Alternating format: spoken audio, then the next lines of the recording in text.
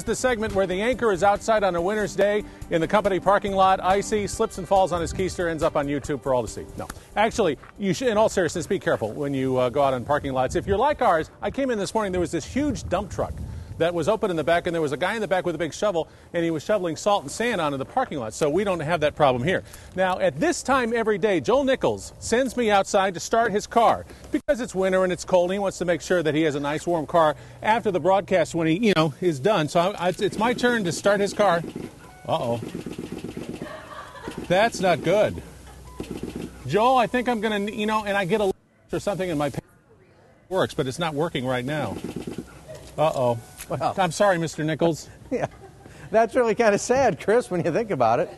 I sure hope that the refrigerator in the back is working so I have something to do while you're fixing the car. I'm sorry, Mr. Nichols. No, you'll be okay.